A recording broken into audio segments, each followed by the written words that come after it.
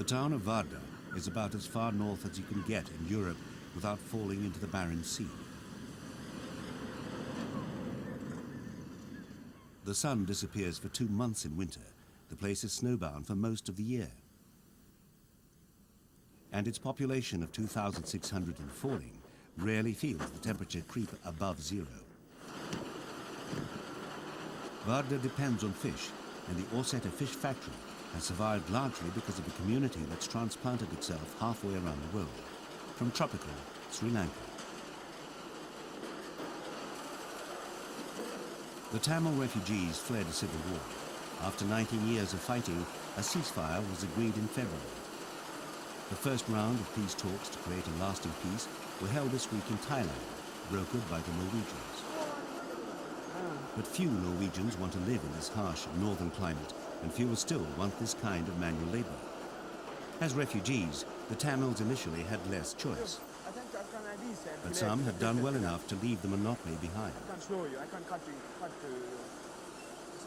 Ravi Phuraisingan has been a shift manager at Aarsaether since 1993. An occasional mediator himself, Ravi is the vital link between the Norwegian management, his fellow Tamils, and the 18 other nationalities who work here. He learned English at home in Sri Lanka, but now finds it easier to speak in Norwegian. My job is very challenging. We all have different backgrounds, so it's not always very easy. But when I started being division head here, it was because they were mostly Tamil workers. Meet the original Arctic Tamils, Sundaram and Sivayogam Sivanesan, who were the first Tamils to arrive here in 1987. The first time we saw snow, we were quite scared of it. The first year, we didn't really dare to go out. But after a while, it was fine, and we got used to it. We thought it was strange when we first saw snow. Vardo has been their home ever since. Both their children were born here. Son Kenneth feels at home on skis, and his elder sister Silje plays happily with next door's 3-year-old.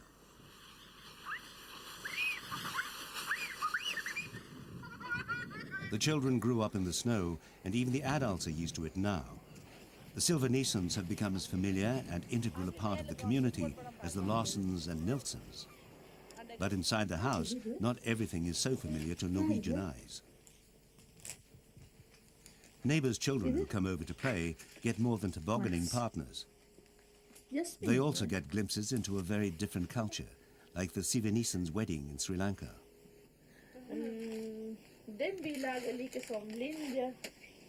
Siva is not just part of Vardo's Tamil community, but a leader in the town.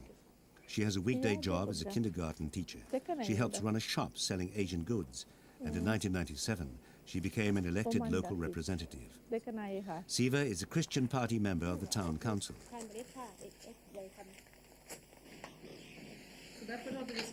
She's also an interpreter. It's parents' night at the local school, and Siva is on hand to help. Her task tonight is to persuade a new arrival how important it is for her daughter to learn Norwegian as quickly as possible. She also has to persuade newcomers to sign a commitment that they will both try harder this term. They work here, so they should be interested in learning Norwegian. I think they must learn, that's what I say to them. When I work at school, I see the Tamil children play together and tell them they shouldn't play together. They should play with Norwegian children and speak Norwegian. That's what I say to my children. At school and when you go out, you should speak Norwegian.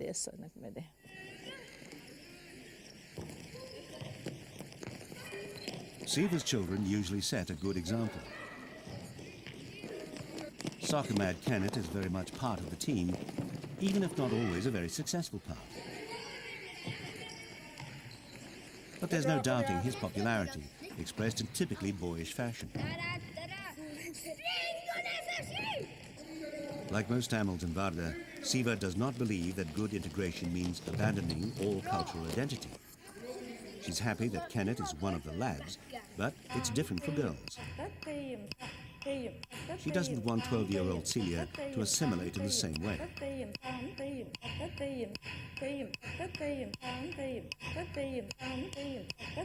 Siva makes sure Silje spends her free time learning Tamil traditions.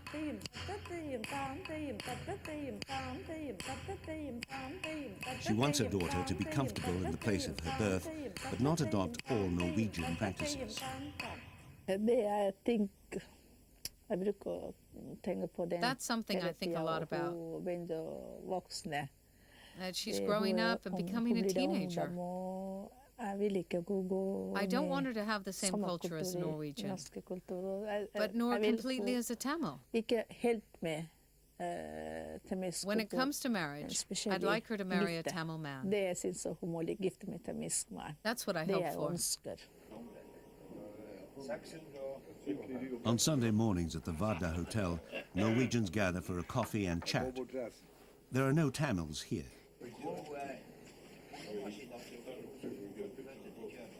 But no one sees that as a matter of surprise or of regret. As workers, I have a very positive impression. I've been involved with some trade union work and have nothing to say against them. They've come to Vardo and have done a good job for the fisheries industry. Mostly, they're working in the fisheries industry. The first ones who came arrived in the summer. I remember well, I said, let them stay here one winter and we won't see them again. But that didn't happen. They've now been here around 20 years since the first one. For some Norwegians, there may even be things to learn from their Tamil neighbours. It's difficult to answer the question about what I've learned from the Tamils. But what I can say is that they're nice people. It's 8 p.m. and Vardo's Municipal Health Committee is grinding through another seemingly interminable city. It's necessary but sometimes dull work. Among those trying to keep their eyes open is Kuberan Thurairajah. He's been in Norway since 1987 and a resident of Vardo since 1992. Like Siva, Kuberan is now an elected representative, but he's a member of the Socialist Party.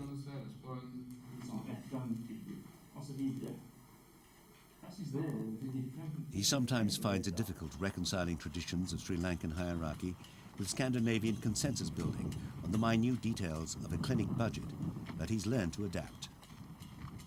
So in Sri Lanka, you have to follow the party leader and party group leader maybe. Here you can vote what you want and you can tell what you want against your party leader, against your party group leader. So it's very interesting. So you have, I think sometimes they discuss, use very long time to discuss the small things. I think so. As a Tamil, so I feel, it's not necessary to use 3-4 hours. Unlike Siva, Kuberan is thinking about returning to Sri Lanka if the current negotiations bring a lasting peace. But although he's a strong supporter of the Tamil Tigers in their separatist struggle, he wouldn't consider continuing as a politician in Sri Lanka. It's far too dangerous. Other Tamils are also thinking about leaving Vardo, if they haven't already. Tamil numbers are decreasing. Their places in the fish-cutting line are being taken by other nationalities, including Iraqis, Afghans and Russians. But most Tamils are not moving to Sri Lanka. They're going to Oslo, and for the same reasons that has seen Vardo's Norwegian population decline. Better jobs, better schools, and a milder climate down south. Many of the former refugees have become citizens of Norway and speak the language, so heading to the capital is a sign that they're also just like regular Norwegians. If the peace in Sri Lanka lasts, Kenneth's parents might take the family on holiday there, but he's not keen on going. He doesn't think he'll be able to stand the heat.